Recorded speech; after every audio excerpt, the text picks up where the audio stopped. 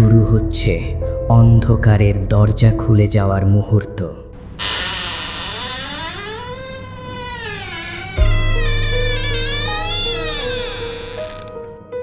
স্বাগত নিশি গল্পের হাউসে। এখানে প্রতিটি গল্পই ছায়ায় লুকিয়ে থাকা সত্যকে সামনে আনে।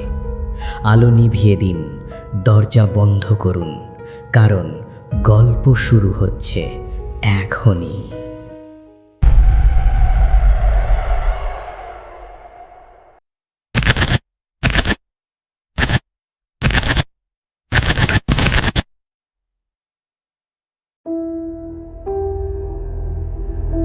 রাত যত গভীর হয়, মানুষ তত কম দেখে, আর অন্ধকার তত বেশি লুকিয়ে রাখে। একটা পুরনো ডায়েরি, কিছু চিঠি, আর এক অজানা আতঙ্কের গল্প।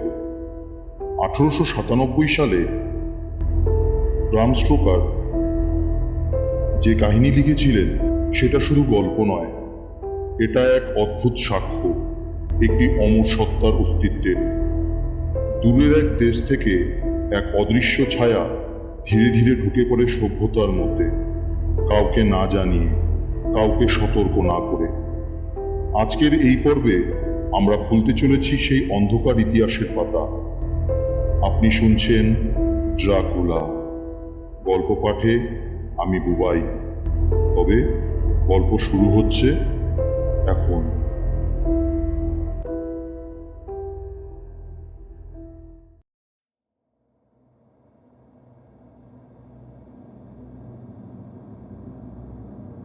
জোনাথন হার্কার সবে আইন পাশ করেছে। সে অত্যন্ত দূরদর্শী, বলিষ্ঠ ও বুদ্ধিমান যুবক। একটা জরুরি কাজের ভার নিয়ে সে চলেছে অনেক দূরে। ইউরোপের প্রান্তভাগে ট্রান্সিলভেনিয়ার রহস্যময় পাহাড়ি অঞ্চলে। সেখানকার এক প্রাচীন অভিজাত বংশের কাউন্ট ড্রাকুলা লন্ডনে এক বিশাল সম্পত্তি কিনেছেন। প্রখ্যাত আইনজীবী সংস্থা হকিন্স অ্যান্ড সনের পক্ষ থেকে সেই সম্পত্তি সংক্রান্ত সব আইনি কাজ সম্পন্ন করতে জোনাথনকে যেতে হয়েছে। যেতে যেতে জোনাথন ভাবছিল এই কাজ তার ক্যারিয়ারের জন্য ভালোই হবে, কিন্তু তার অন্তরে এক অজানা ভয় ক্রমশ গা ছমছম করিয়ে তুলছিল। চারপাশের পরিবেশ যেন হঠাৎ শীতল হয়ে যাচ্ছিল। বারবার তার মনে পড়ছিল তার প্রিয়তমা মিনার কথা। ট্রেনের দীর্ঘ যাত্রা শেষে ভিয়েনা বুদাপেস্ট হয়ে সন্ধ্যায় সে বৃষ্টিজে পৌঁছল। কাউন্ট ড্রাকুলার নির্দেশ অনুসারে সে গোল্ডেন ক্রাউন হোটেলে উঠল।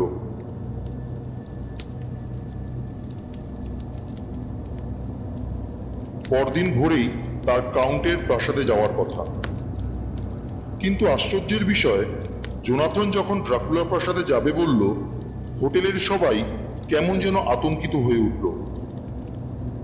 শেষ পর্যন্ত হোটেলের মালিকের স্ত্রী, এক সরল পবিত্র স্বভাবের মহিলা, এগিয়ে এসে কাঁপা কাঁপা গলায় তাকে অনুরোধ করলেন, দয়া করে যেও না বাবা, ওখানে যেও না। জোনাথন অবাক হয়ে তাকিয়ে রইল। মহিলা তার গলায় একটা ছোট কুশ পরিয়ে দিয়ে বললেন, এটা তোমার মায়ের মতো করে নাও, সব সময় গলায় রেখো। হোটেল থেকে গাড়িতে ওঠার সময় জোনাথন দেখল আশেপাশের লোকেরা তার দিকে অদ্ভুত চোখে তাকিয়ে ফিস ফিস করে কথা বলছে আর বুকে ক্রস আঁকছে।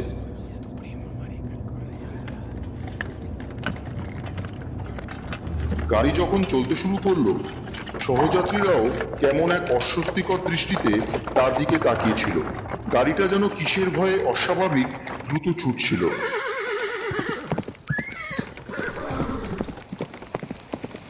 রাত গভীর হলো, আকাশে মেঘ ঢেকে গেল। বজ্রপাতের আশঙ্কায় চারিদিক স্তব্ধ। নির্জন পার্বত্য পথে গাড়ি থেমে গেল। হঠাৎ কুয়াশার ভেতর দিয়ে একটা কালো ঘোড়ার ফিটন গাড়ি এসে দাঁড়ালো। জোনাথনের সহযাত্রীরা ভয়ে কাঁপতে কাঁপতে তাকে ওই গাড়িতে তুলে দিল। তারপর তাদের গাড়ি প্রায় উড়িয়ে নিয়ে চলে গেল। আর যেতে যেতে তারা চিৎকার করে বলতে লাগলো, হে ঈশ্বর, রক্ষা করো, রক্ষা করো। নতুন গাড়ির কোচওয়ানের হাত দুটো অদ্ভুত শক্তিশালী ও ঠান্ডা মনে হলো জোনাথনের। গাড়ি রুক্ষ পাহাড়ি পথ বেয়ে ছুটতে লাগলো। হঠাৎ প্রচণ্ড ঠান্ডা হাওয়া এলো। দূরে কুকুরের অস্থির চিৎকার আর নেকড়ের লোলুপ গর্জন শোনা যেতে লাগলো।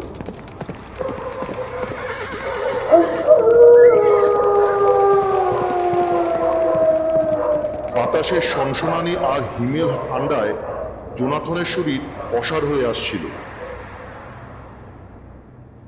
অবশেষে চাঁদের আলোয় ভেসে উঠল এক বিশাল ভয়ঙ্কর প্রাসাদ।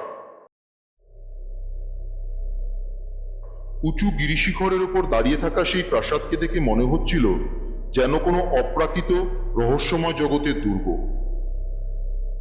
কাউন্ট ড্রাকুলা নিজে এসে তাকে আন্তরিক অভ্যর্থনা জানালেন। আসুন আসুন মিস্টার হকার, স্বাগতম আমার এই নিঃসঙ্গ প্রাসাদে।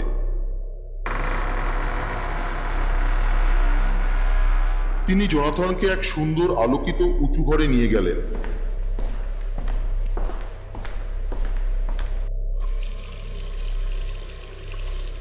হাত মুখ ধুয়ে খাবার ঘরে গিয়ে জোনাথন পরম তৃপ্তির সঙ্গে খাওয়া দাওয়া করল। তারপর কাউন্টকে মিস্টার হকিন্সের চিঠি দিল। কথাবার্তার ফাঁকে সে ভালো করে তাকালো কাউন্টের দিকে। কাউন্টের চেহারা সত্যি অদ্ভুত। অত্যন্ত বলিষ্ঠ দেহ, ঈগলের ঠোঁটের মতো বাঁকা তীক্ষ্ণ নখ, বড় বড় হাতে রক্তাভ আঙুল, ধারালো লম্বা নখ, ধবধবে সাদা ধারালো দাগ আর টুকটুকে লাল ঠোঁট। আর তার গা থেকে একটা বীভৎস ভ্যাপসা মৃত্যুর মতো গন্ধ বেরোচ্ছিল। প্রাথমিক কথাবার্তার পর জোনাথন শুতে গেল। গভীর ঘুমের মধ্যেও সে হিংস্র নেকড়ের ডাক শুনতে পাচ্ছিল।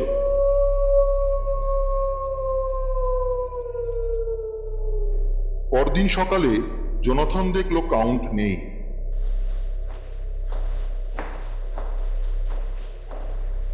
সে প্রাসাদ ঘুরে দেখতে লাগলো। প্রাসাদ অসম্ভব সুন্দর ও সুসজ্জিত, কিন্তু দুটি অদ্ভুত ঘটনা তার চোখে পড়ল।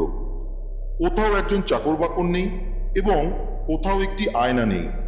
পড়ার ঘরে থরে থরে বই সাজানো। কাউন্টেলে লন্ডন নিয়ে অনেক আলোচনা হলো। তিনি লন্ডন সম্পর্কে খুব আগ্রহী। বিশেষ করে একটা নিঝুম বড় বাগান বাড়ি কেনার জন্য তার উৎসাহের সীমা নেই। লন্ডন ছাড়াও আমস্টারডাম ও ইস্তানবুল নিয়ে তার বিশেষ কৌতূহল দেখা গেল।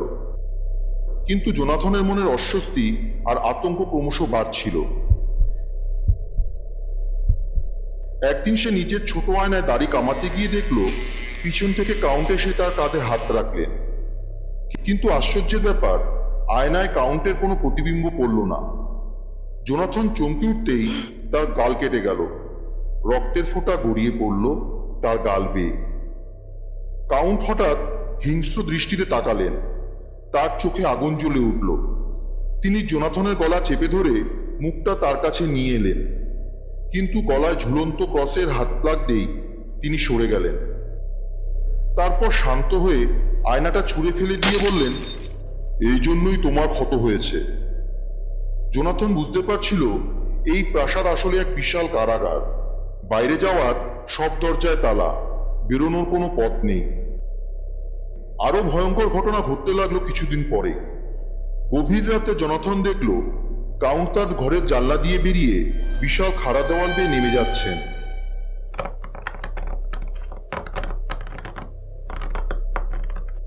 তার কালো আলখাল্লা দুটো বিরাট ডানার মতো দেখাচ্ছিল।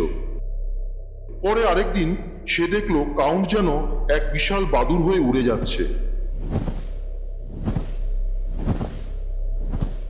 এক রাতে জ্যোৎস্নায় আচ্ছন্ন হয়ে জোনাথন ঘুমিয়ে পড়েছিল। হঠাৎ জেগে উঠে দেখল তার ঘরে তিনটি অপরূপ সুন্দরী তরুণী। তাদের ঝকঝকে সাদা দাঁত আর কামনায় পরিপূর্ণ তাদের ঠোঁট। তারা হাসতে হাসতে জোনাথনের কাছে এগিয়ে এলো।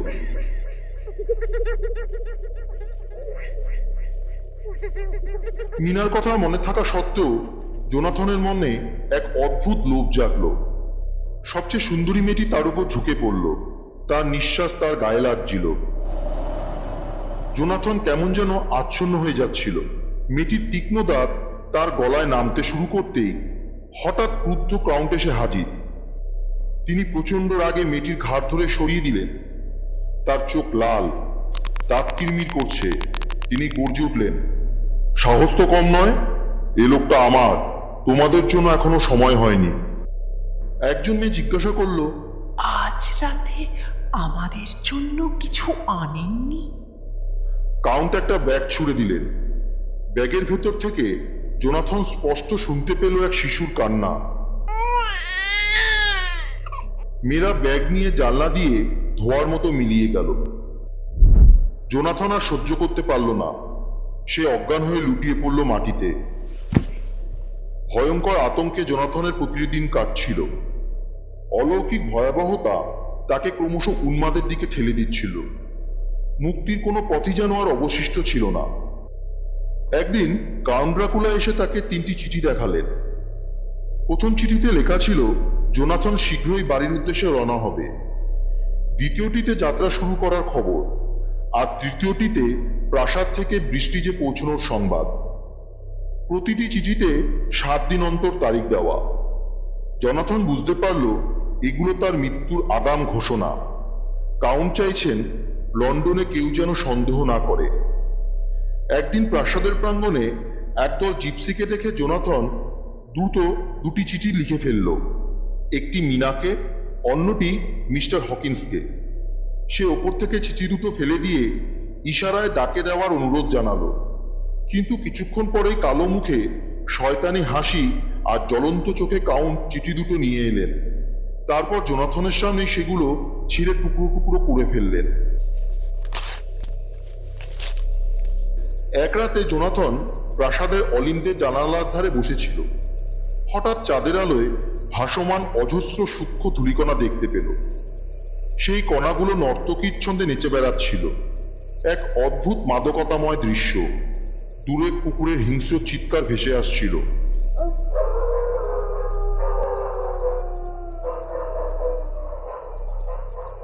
ক্রমশ সেই ধূলিকণাগুলো রূপ নিতে লাগলো। সেগুলো সেই 3 শয়তানি নারী। ভয়ে আতঙ্কে সে নিজের ঘরে ছুটে এলো। মনে মনে কেবলই বলতে লাগলো, হায় ভগবান, এ কোন পৈশাচিক জায়গায় আমি এসে পড়েছি। আমি কি আর কখনো ফিরতে পারবো? মিনাকে কি আর দেখতে পাবো? বন্ধুর সঙ্গে কি আর মিলিত হতে পারবো? ঘন্টা 2 পর কাউন্টের ঘর থেকে নাড়াচাড়ার শব্দ আর এক শিশুর আর্তচিৎকার ভেসে এলো।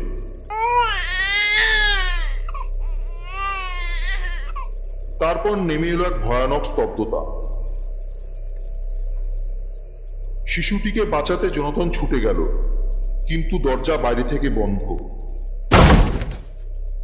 কিছুক্ষণ পর প্রাসাদের নিচের উঠোনে এক নারীর বুক ফাটা কান্না শোনা গেল। শয়তান, আমার বাচ্চাকে ফিরিয়ে দাও! অভাগিনী মা হাঁটু গেড়ে বসে প্রাসাদের দিকে হাত তুলে যন্ত্রণায় বুক চাপড়াতে চাপড়াতে কাঁদছিল। হঠাৎ প্রাসাদের চূড়া থেকে কাউন্টের অমানবিক ভয়াল কণ্ঠস্বর শোনা গেল। সেই পৈশাচিক আহ্বানে ঊর্ধ্ব গর্জন ছুটে এলো হাজার হাজার নেকড়ের দল।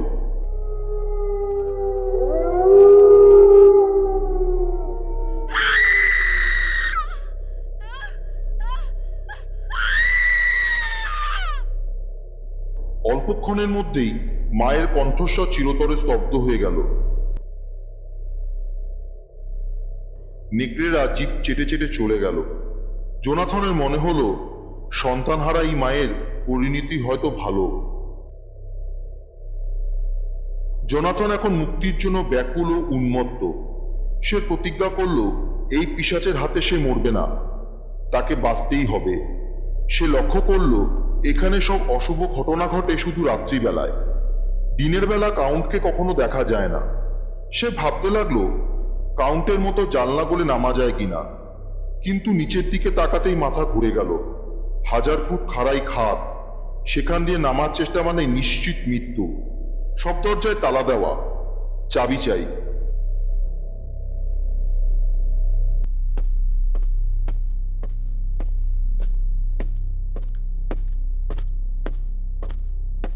জোনাথন কাউন্টের ঘরে ঢুকল। ঘর সম্পূর্ণ খালি। সেখানে সারি সারি কফিন সাজানো, 50টি বড় বড় কাঠের বাক্স মাটি দিয়ে ভর্তি করা হয়েছে। চাবির খোঁজ না পেয়ে উন্মত্ত জোনাথন কফিনের ঢাকনা খুলতে শুরু করল। তৃতীয় বাক্সটি খুলতেই তার শরীরে হিমেল স্রোত বয়ে গেল।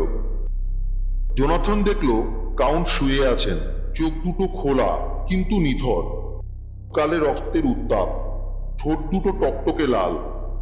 জোনাথন চাবির আশায় হাত বাড়াতেই সেই মৃত চোখ দুটো ঘৃণা ও ক্রোধে ভয়ঙ্কর হয়ে উঠল। আতঙ্কে কাঁপতে কাঁপতে জোনাথন পালিয়ে এলো সেখান থেকে।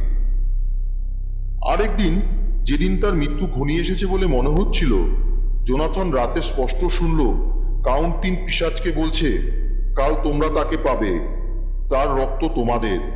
জোনাথন বুঝল এখনই মুক্তির চেষ্টা করতে হবে। সে আবার কবরখানায় গেল। কাউন্টের কফিনের ঢাকনা খুলতেই সে শিউরে উঠল। কাউন্ট এখন আরো যুবকের মতো দেখাচ্ছে। সাদা চুল কালো হয়েছে, গাল নিটল, চামড়ায় লাল আভা, ঠোঁটে তাজা রক্ত লেগে আছে, যা গড়িয়ে চিবুক ও গলা ভিজিয়ে দিয়েছে। তার চোখে জ্বলছে নরকের আগুন। চাবি খুঁজেও পেল না জোনাথন। কাউন্টের মুখে ফুটে উঠল বিদ্রুপের হাসি। উন্মাদের মতো জোনাথন একটা শাবল তুলে কাউন্টের মাথায় সজোরে আঘাত করল, কিন্তু শাবল ছিটকে পড়ল। কাউন্টের কোনো ক্ষতি হলো না। জোনাথনের চোখের সামনে কাউন্টের চোখ সর্পিল, ভয়াবহ ও নারকীয় হয়ে উঠল। হায় ঈশ্বর, এখন কি করবে জোনাথন? তার মৃত্যু তো আসন্ন। নিচে জিপসিদের কোলাহল শোনা গেল। জিপসিরা তার প্রাসাদ প্রাঙ্গণে এসেছে। জোনাথন ছুটে বেরিয়ে এলো, কিন্তু সব পথ রুদ্ধ। জিপসিরা কাঠের বাস্কগুলো পেরেক দিয়ে বন্ধ করছে। কাজ শেষ করে তারা চলে গেল। তাদের গান ও গাড়ির শব্দ দূরে মিলিয়ে গেল। তারা জোনাথনের আত্মচিৎকার শুনতে পেল না। জোনাথন বুঝল এখন হয় মুক্তির পথ খুঁজতে হবে, নয়তো এই ভয়ঙ্কর খাড়াই পাহাড়ে গা বেয়ে নামতে হবে। মৃত্যু যদি আসেই, তবে পিশাচের হাতে নয়। সে মনে মনে ভাবল, ভগবান তুমি আছো, তুমি শয়তানের চেয়েও শক্তিশালী। আমি মুক্তি পাবো, মাটির ছোঁয়া পাবো। বিদায় মিনা, বিদায়। ভয়ঙ্কর আতঙ্কে জোনাথনের প্রতিটি দিন কাটছিল। অলৌকিক ভয়াবহতা তাকে ক্রমশ উন্মাদের দিকে ঠেলে দিচ্ছিল। মুক্তির কোনো পথই যেন আর অবশিষ্ট ছিল না।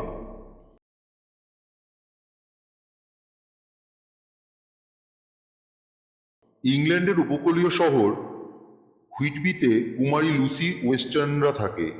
হুইটবি এক অপূর্ব মনোরম জায়গা। এখানে একটি ছোট নদী কুলকুল ধ্বনিতে বয়ে গিয়ে সমুদ্রের সঙ্গে মিশেছে।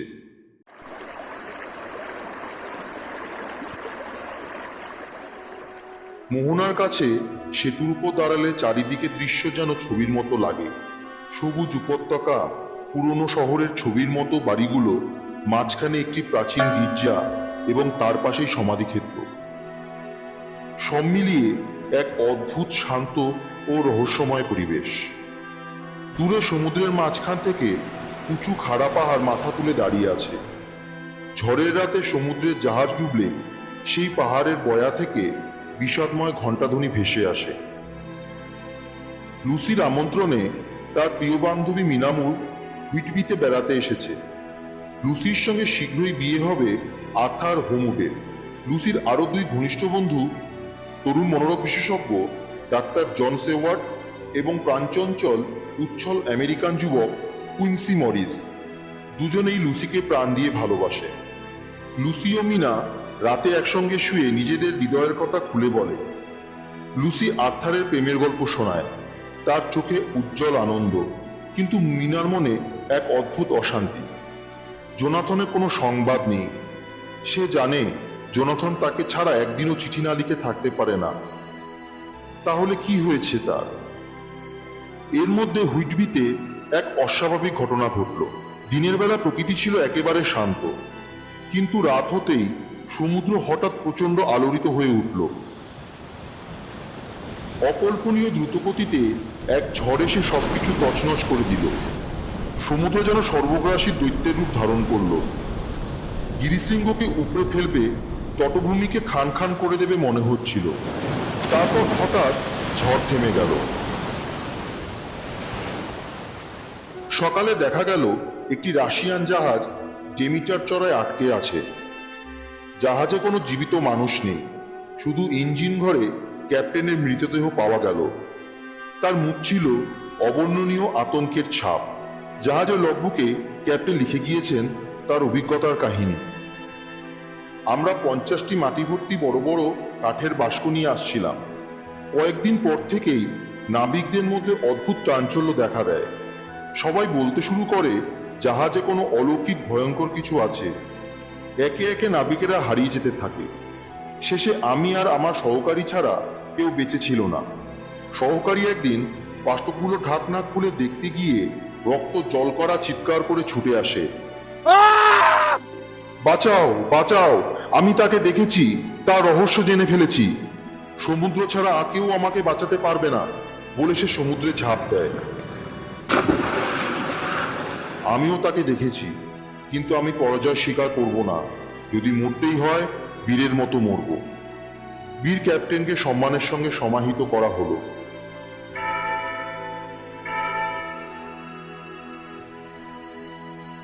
হুইটবির বাতাসে যেন মৃত্যুর হিমেল ছায়া নেমে এসেছে।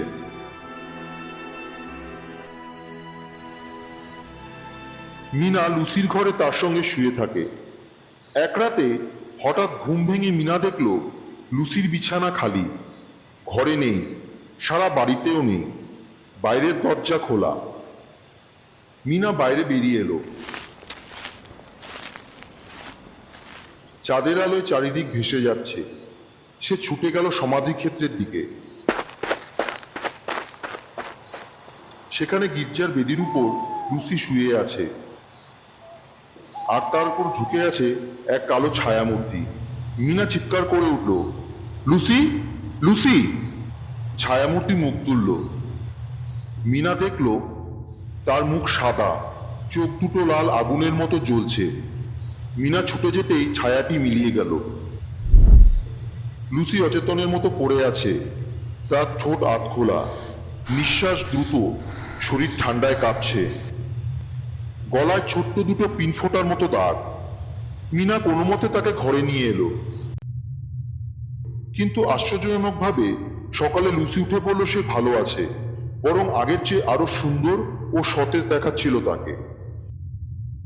এর পরের রাতে মিনা জেগে দেখল লুসি জানলার দিকে মুখ করে দাঁড়িয়ে আছে। বাইরের জ্যোৎস্নায় একটা বড় কালো বাদুড় ঘুরে বেড়াচ্ছে।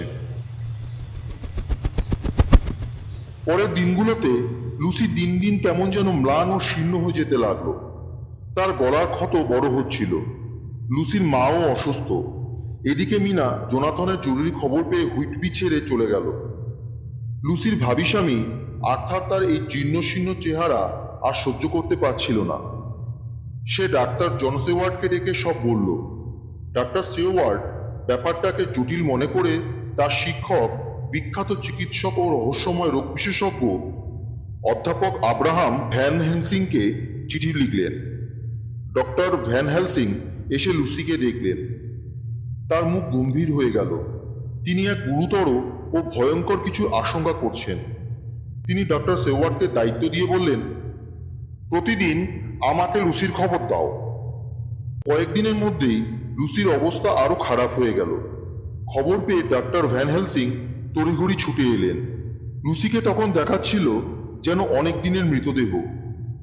মুখ খড়ির মতো সাদা, ঠোঁট একেবারে ফ্যাকাশে, মাড়ি শুকিয়ে চোয়ালের হাড় বেরিয়ে এসেছে, নিঃশ্বাস নিতে খুব কষ্ট হচ্ছে।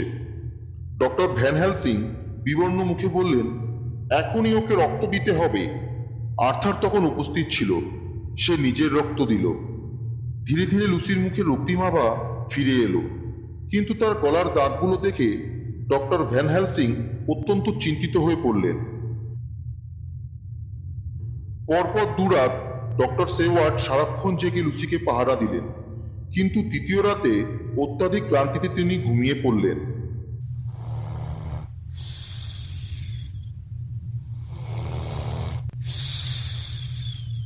সকালে ডক্টর ভ্যান হেলসিং এসে দুজনে মিলে লুসির ঘরে ঢুকতেই ভয়ানক দৃশ্য দেখে চমকে উঠলেন। লুসি বিছানায় শুয়ে আছে, আরো ফ্যাকাশে, আরো রোগা। তার ঠোঁট দুটো একেবারে সাদা হয়ে গেছে, মাড়ি শুকিয়ে চোয়ালের হাড় বেরিয়ে এসেছে। দেখে মনে হচ্ছিল যেন কত শতাব্দীর পুরনো মৃতদেহ। অবস্থা এখন আরো মারাত্মক। ডক্টর শেওয়ার্ড আবার নিজে রক্ত দিলেন। এবার লুসি বেঁচে গেল। সারাদিন সে ভালো করে ঘুমোলো। বিকেলে ডক্টর ভ্যান হেলসিং ডক্টর শেওয়ার্ডকে বললেন, তুমি এখানে ভালো করে খাওয়া দাওয়া করে বিশ্রাম নাও। আজ রাতে আমি নিজে লুসির কাছে থাকব। তোমার শক্তি এখন খুব দরকার। আমাদের দুজনের এই ব্যাপারটা শেষ পর্যন্ত দেখতে হবে, কিন্তু মনে রেখো, এখানে কাউকে কিছু বলা যাবে না। যা ঘটতে চলেছে তা অসম্ভব এবং অবিশ্বাস্য। সেদিন বিকেলে ডক্টর ভ্যান হেলসিং এর নামে একটা পার্সেল এলো, ভেতরে অনেকগুলো সাদা ফুল। তিনি লুসিকে বললেন, এগুলো তোমার রোগের ওষুধ। লুসি ফুলগুলো শুকে দেখে হেসে ফেলল এবং ফেলে দিতে গেল। বলল, ডাক্তার, আপনি নিশ্চয়ই ঠাট্টা করছেন। এ তো সাধারণ রসুনের ফুল ছাড়া আর কিছুই নয়। ডক্টর ভ্যান হেলসিং হঠাৎ গম্ভীর ও কঠিন হয়ে উঠলেন। রুক্ষস্বরে বললেন, আমি কখনো ঠাট্টা করি না মিস লুসি। ব্যাপারটা মোটেই হালকা নয়। এই ফুলের একটা গভীর অর্থ আছে। তোমাকে সাবধান করে দিচ্ছি, তোমার নিজের জন্য হোক অথবা সকলের জন্য হোক, তোমাকে এটা করতেই হবে। অধ্যাপকের এই আচরণ দেখে সবাই অবাক হয়ে গেল। চিকিৎসাশাস্ত্রে এমন কোন ওষুধের কথা কেউ কখনো শোনেনি। রাত হলে ডক্টর ভ্যান হেলসিং প্রথমে লুসির ঘরের সব জানলা দরজা বন্ধ করে দিলেন। তারপর এক মুঠো রসুনের ফুল নিয়ে প্রতিটি কাচের শাঁসিতে ভালো করে ঘষতে লাগলেন, যাতে এক ফোঁটা হাওয়াতেও রসুনের গন্ধ ছাড়া ঘরে না ঢোকে। প্রতিটি দরজা, এমনকি ফায়ারপ্লেসেও রসুন দিয়ে ঘষে দিলেন। শোবার আগে তিনি লুসির গলায় রসুনের ফুলের একটি মালা পরিয়ে দিয়ে গম্ভীরভাবে বললেন, এই মালা গলা থেকে একদম খুলবে না, আর যাই ঘটুক কিছুতেই দরজা বা জানলা খুলবে না, কথা দাও। লুসি ভয়ে ভয়ে সম্মতি জানালো। ডক্টর ভ্যান হেলসিং নিশ্চিন্ত হয়ে ঘর থেকে বেরিয়ে গেলেন।